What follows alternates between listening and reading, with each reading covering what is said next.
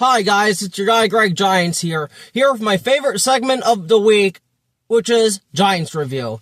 Giants Review is just where I tie up loose ends of stuff I might have heard yesterday, or besides me losing my mind like I usually do yesterday.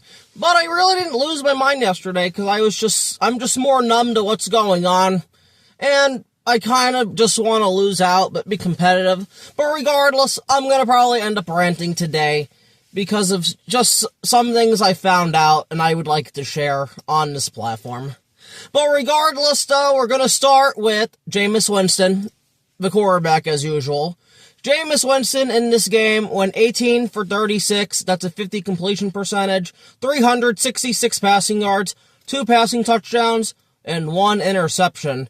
The interception was bad. It was in the fourth quarter. Thankfully, it didn't lead to points, but honestly, it wasn't good. It was a contested throw. The corner just beat the receiver to the ball. You could say it was a little underthrown, but it is what it is. You get what you get with Jameis. And not to mention, he had 1 reception because of a trick play tossed to Olszewski, who passed it to Jameis Winston. For a 33-yard touchdown receptions, he pretty much mossed the corner, then pushed him out of the way, broke another tackle into the end zone for a touchdown. Jameis Winston's a beast, man. Do I want him starting next week? No. Because usually it's like 1 or 2 weeks you would like for Jameis to start. After that, he can get a bit erratic. Like I mentioned yesterday, with Cleveland last year, he beat the Steelers, and then immediately the next week he had a 4-pick performance against the Chargers. So I don't want to deal with that. I'd like Jameis's time with us to end on a high note. Whether it's he's going to be starting maybe next year if Dart gets hurt, or if he just comes in to back up, maybe if we're getting blown out, or if we are blowing people out next year. I'd like for a fan base to still like Jameis Winston. Right now, pretty much all of the Giants fan base, including me, love Jameis Winston. So I like to keep it that way. But Jameis Winston was not the reason we lost yesterday. So I'm happy with Jameis's performance. He did great.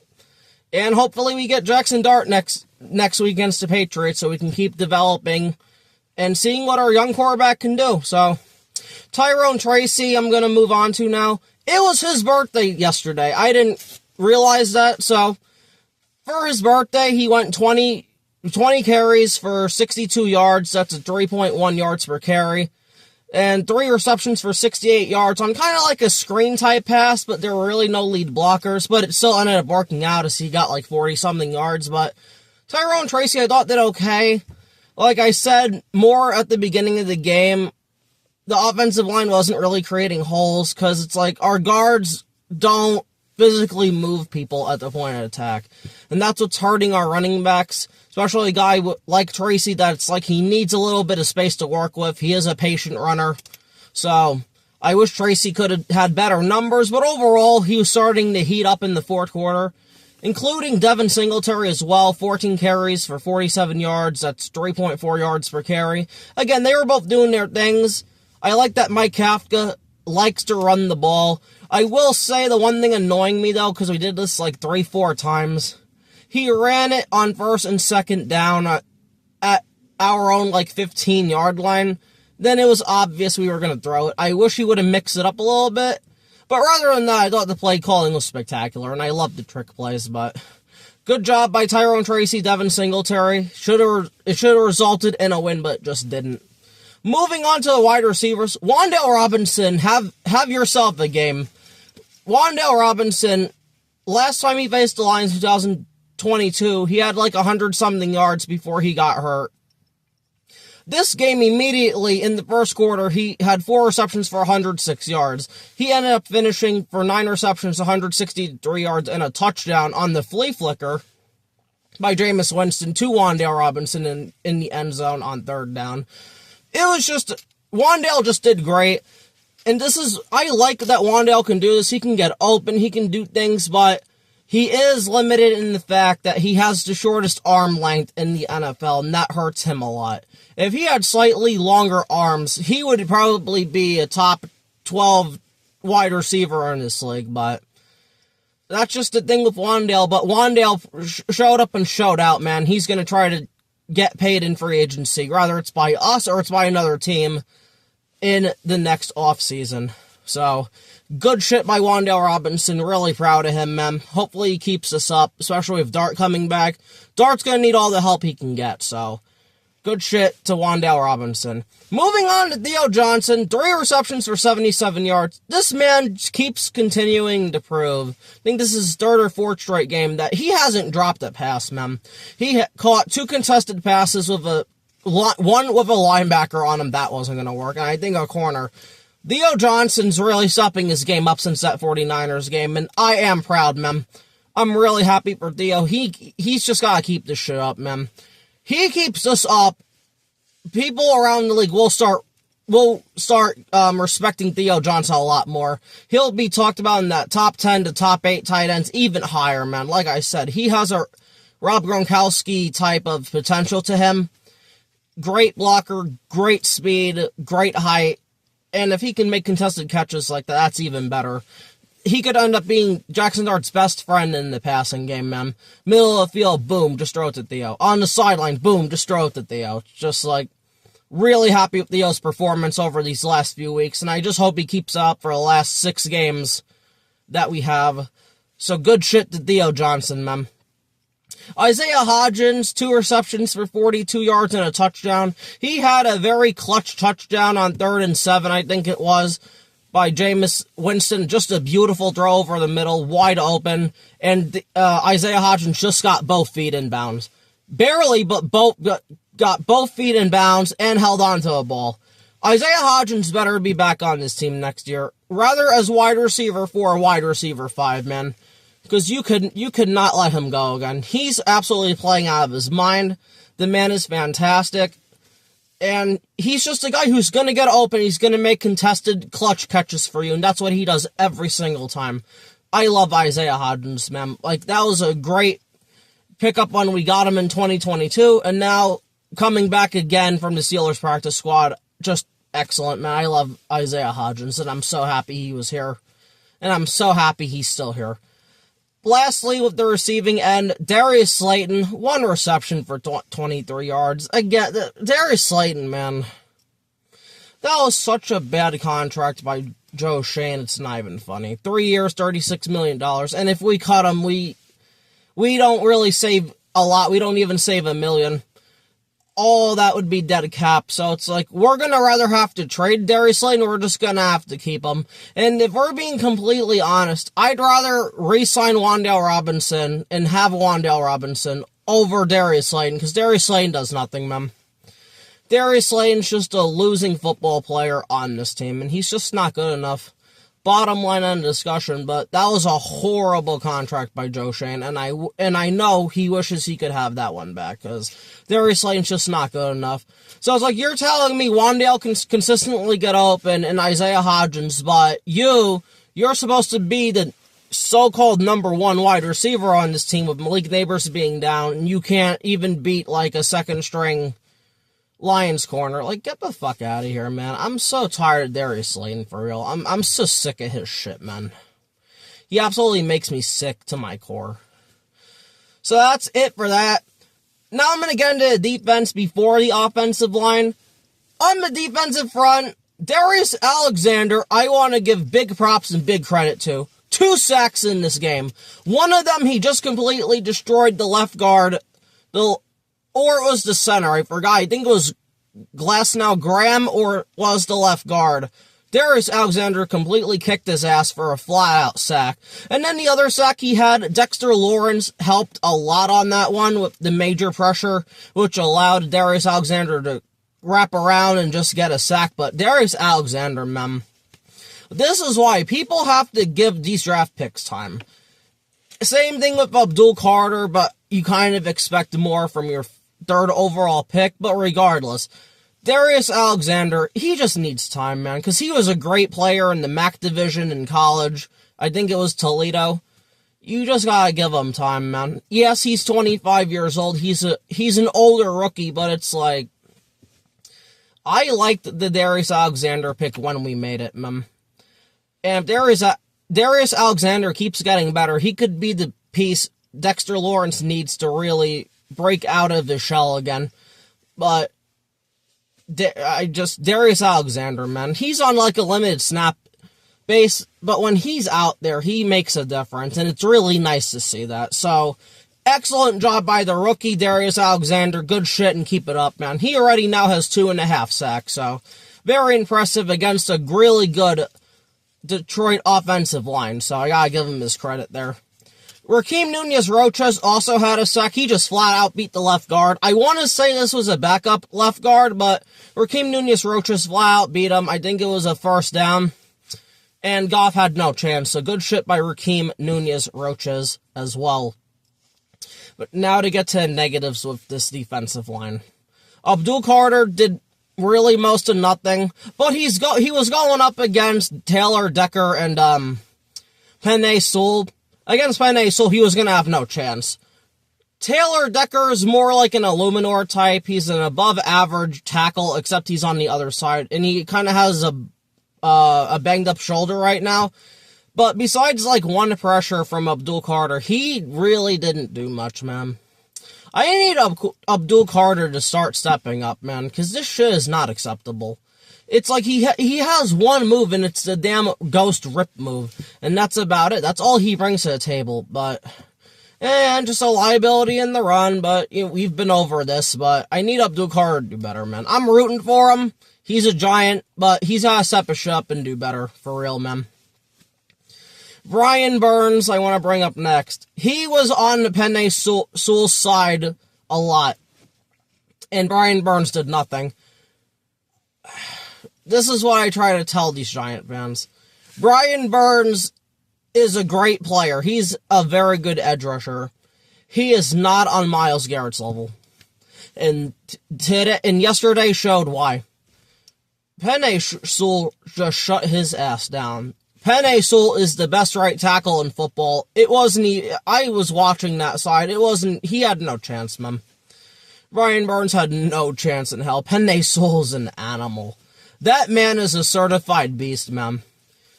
Now, with the Protector of the Year award, I don't know if they're just going by the best overall tackle or if they're going to do a left tackle and a right tackle, but if it's just overall tackle, Penei Sewell might win the thing, man, because he's the best run blocker in football, and then he's an elite pass blocker as well. Like, Penei Sewell's absolutely out of his mind, man.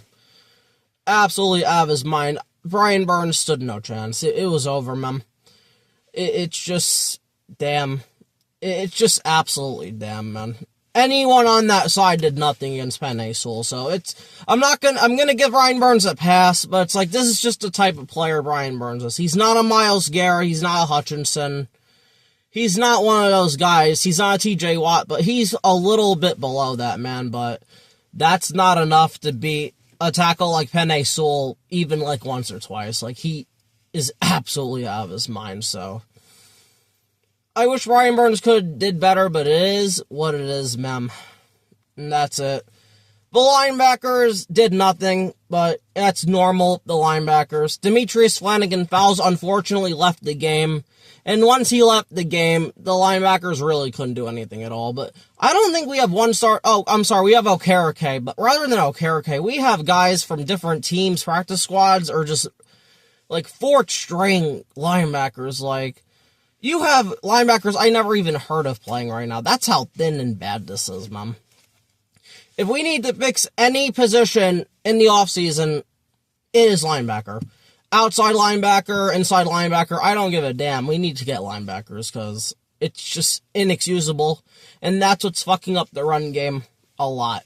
Not having guys at the second level that you can have confidence in to tackle Jahmyr Gibbs in an open field. Tackle Saquon Barkley. One of those guys. It's just, these linebackers are not good, man. And Demetrius Flannigan-Fowles was an NFL starter, okay? He was an NFL starter, but it is what it is. Hopefully he can play. It was a neck injury. He did not return. So we'll see once I do the preview for the Patriots game, probably Friday, Saturday, one of those days, but hopefully he plays, but we'll see what happens. And then the sorry-ass secondary. Like, Cordell Flott had a great game. That's the one positive. Cordell Flott shut down Jamison Williams, man. He had 3 targets, no catches. Like, good shit, Cordell Flott, man. One of them, like, the last target was more just Jameson Williams dropped the ball, but Cordell Flott's arm was in the perfect spot to shield his eye, so he could not catch it. So I am going to give credit to Cordell Flott on that, even though it's not going to count as a pass breakup, but Cordell Flott needs to be resigned. He needs to be back here. And hopefully during the bye week, we do that, man. So, and then, like, the other corner, some guy named Converse. See, this is how bad it is. Because, like, fucking Deonte Banks didn't play, which was actually a good thing, to be honest. So he didn't play, no Paulson Adebo, so now we have a corner named Converse. And honestly, I have no fucking idea, man. He was probably some trash, but again, I'm just leaving that at an unknown. And then these sorry-ass safeties, man. Dane Belton, Javon Holland suck. Dane Belton can at least make plays sometimes, like he did against the Chiefs at the goal line, or it was somebody, but at the goal line. Javon Holland, I don't know what he does, and he was my X Factor of the week, and he did fucking nothing. He got 1 pick, but it was the most bullshit luckiest pick I've ever seen in my life. Rather than that, he's getting his ankles broken, taking shitty angles, and just allowed 2 touchdowns pretty much by himself, and if I'm going to make an apology to anybody, it is going to be Xavier McKinney, man. We should have just flat out signed Xavier McKinney back. $18 million was steep at the time, but honestly, I'd rather be paying that than paying Javon Holland $15 million a year, and he's not even half the player McKinney is, man. McKinney got forced fumbles, he made tackles, he was an excellent in-the-box player, he got picks. Javon Holland ain't cutting it, and the more and more I look at it, I hate the signing, man. Hopefully he proves me wrong within these next few games and then next year, but I'm not seeing it. Javon Holland looks like a massive waste of money right now. It's absolutely a damn shame that we couldn't just keep Xavier McKinney. But I get it, though. He wasn't a locker room guy. He was being an asshole to the coaching staff. He was being an asshole after the RTV accident. But it just absolutely sucks, because it's like, McKinney was an all-pro last year, and I don't know how he's doing this year, but he's got to be doing better than Javon Holland is. And it just absolutely sucks. We had a guy like that in the building. We just didn't resign him, and we didn't even make him an offer. We just flat out just let him walk, so it is what it is. Oh, and then I forgot Andrew Phillips. Andrew Phillips made 2 great run-stuffing tackles. In coverage, he didn't really do anything wrong. Like, I don't know. He had no penalties, but I think Andrew Phillips had a good game. I'm just going to go with that, honestly, but and then we're going to get to the offensive line now. The stats, as usual, are brought to you by Doug Rush, one of the guys on Twitter that gets the stats from PFF. I appreciate Doug Rush for me being able to use these stats, because I don't have the time to go onto PFF and try to find this shit out, so go follow Doug Rush on Twitter, and just support the guy, man, because he does a lot. I'm going to start with Andrew Thomas, left tackle. 0 sacks allowed, 0 quarterback hits, 1 quarterback hurry, and 1 pressure. And I'm being completely honest, he should have allowed a sack this game. He got beat by some bum on 3rd down, where Jameis Winston got out of the pocket and just drew a duck up to Isaiah Hodgins, and he caught it. That was unacceptable to me. I said that in my post-game yesterday. I don't appreciate that shit. You can't be getting beat by some bum, man. It doesn't fucking matter. If it wasn't Aiden Hutchinson, losing to anybody else would have been unacceptable. But he did get bailed out, but I'm just saying, as a guy who usually defends Andrew Thomas pretty heavily on his channel, that was some bullshit yesterday. He should have been charged with a sack. So, but rather than that, I thought Andrew Thomas had a pretty solid game. And I'm trying to find the one-on-one matchups with Aiden Hutchinson. There weren't a lot of them. Hutchinson, for the most part, was on Eluemunor's side, and then he went on the inside. And that shit pissed me the fuck off, man.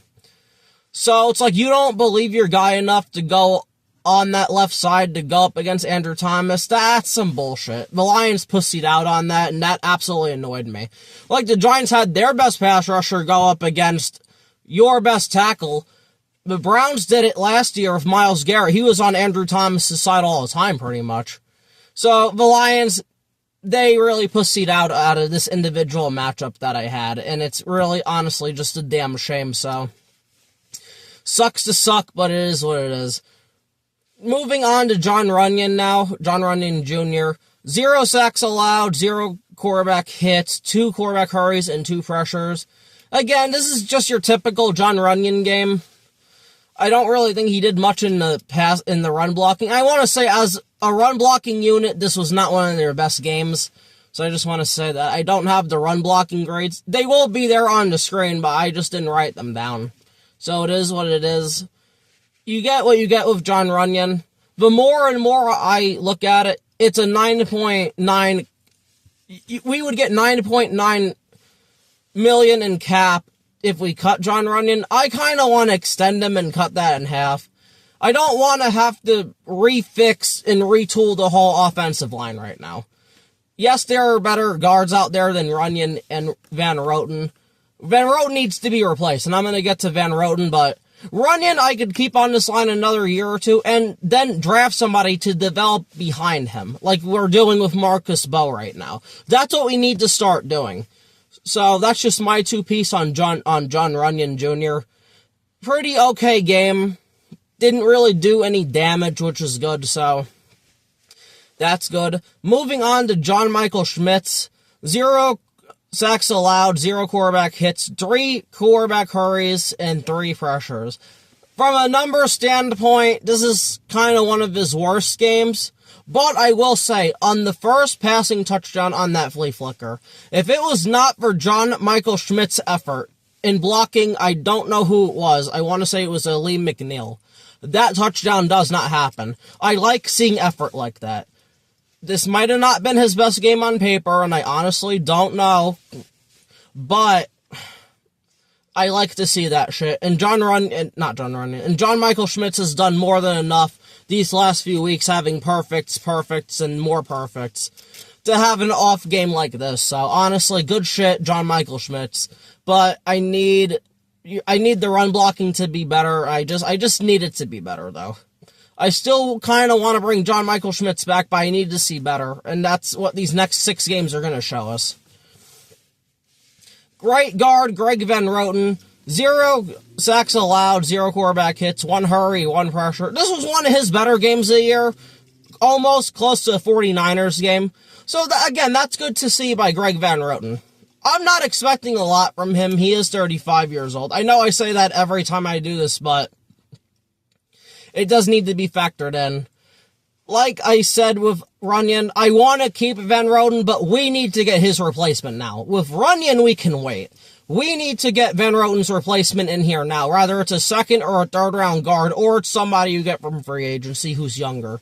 Van Roten needs to be the backup on this team for depth, and we need to get his replacement in here, because it's like, he's getting up there in age. He's not the best run blocker. So I want to start working on that if I'm the Giants, man. Just get his replacement in here, have Van Roten help him, and then that's pretty much it. But Greg Van Roten doesn't want to leave. His family is here on Long Island. He's from Long Island, so he doesn't really want to leave, per se, unless we pretty much force him out. I don't want to force him out. He's played good enough to where he can still be here, so I'm good with Greg Van Roten, but get his replacement in here via draft, via free agency in 2026. It's got to happen. And then last but not least, Jermaine Eluemunor. And I got some things to say about Jermaine Eluemunor, but I'm going to get into the grades first. 1 sack allowed, which was the last play of the game. 2 quarterback hits, 1 quarterback hurry, and 4 pressures. Now, so he had the worst game on this offensive line, but if we're being fair, Aiden Hutchinson was on his side like 80 to 85% of the time because the Lions are pussies.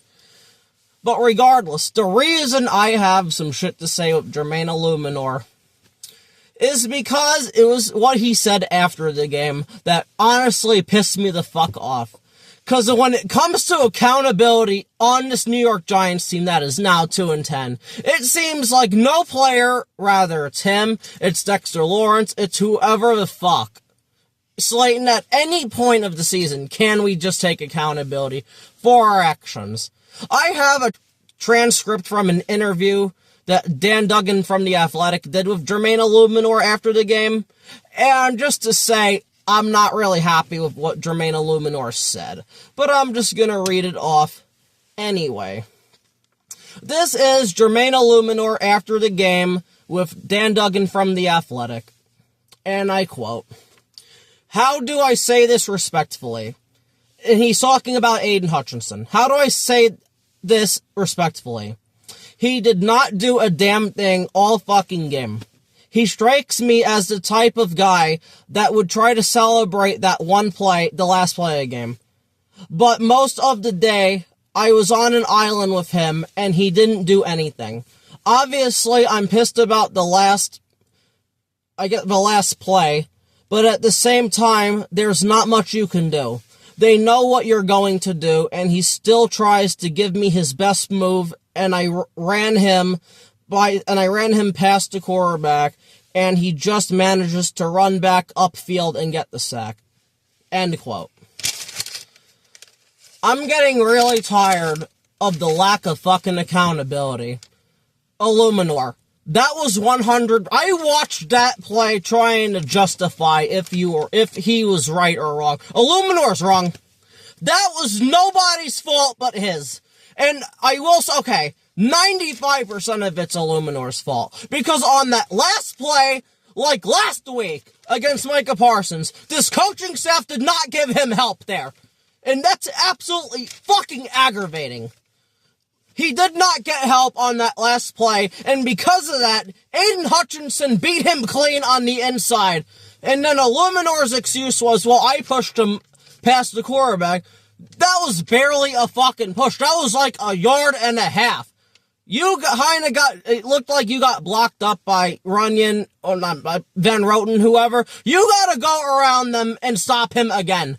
Cause literally, if you gave Jameis Winston one more second, Jameis Winston was gonna run on that play, on that 4th and 5. Crucial, you have to have it down.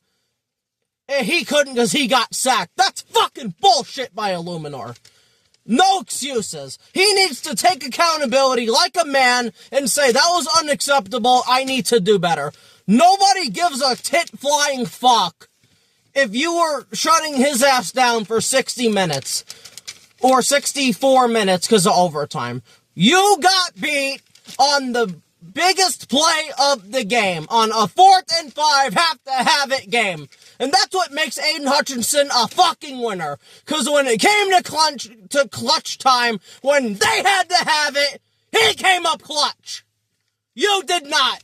Brian Burns did not. Nobody on the defense came up clutch.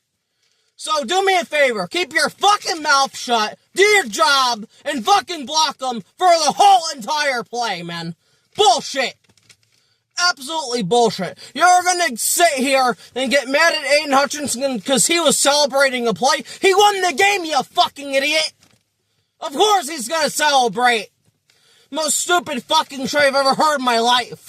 Rather it's him, it's fucking Dexter, it's fucking Graham Gano. They can't take accountability on the fucking team, man.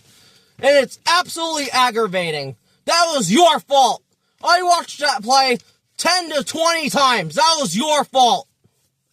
All you had to do was actually push him back and wait for him to try to get to Winston on the back end. And you didn't. You gave up on it. You thought it was over. That's your fault. That's you. This was not like the play last week with Andrew Thomas against Micah Parsons when Winston had 5 to 6 seconds and pumped fake the Hail Mary. Winston barely had 3 seconds before he got hit in the backfield. That is on you. Period. That is not on anybody else. So get your head out of your ass and take accountability for your actions. Unfucking believable, man. I love Jermaine Eluemunor. You aren't Andrew Thomas, period. You are a very good tackle. And I guarantee you, if I go through the entirety of that entire offensive tape, you are gonna probably have help on most of that shit. I shut him down on an island by myself. No, you fucking didn't. You had help. You had help, man. Like, come on. I know the Giants coaching staff's stupid. They're not that stupid. They thought maybe you could handle yourself on 4th and 5, because maybe someone could get open, which they couldn't. But I'm sorry, that's your fault, bro. Get your shit together, man. You had the worst game out of anybody on this offensive line. I want to hear shit. Keep your mouth shut and do your job. It's that simple, 100%, man. I'm gonna defend you when you're right. You are not right in this situation. You should not be getting mad at Aiden Hutchinson, or anybody else for that fact. Because you know why? The Lions needed to win to really still be in the playoff race. They're a 7-win football team. They're gonna go to the playoffs and they're gonna do shit. And what are we gonna do? We already got eliminated from the playoffs because we fucking lost, because that's all we've done for a decade, was lose. Absolutely fucking pathetic, man. Absolutely damn pathetic. Lord almighty. But regardless, that's going to be it for me. This has been your guy, Greg Giants, and this has been Giants Review. Please like, share, and subscribe. Maybe leave a comment if you disagree with the Jermaine Eluemunor thing or whatever, but I'm sorry, I've just had enough. But regardless, that's it, and thank you for watching, and peace.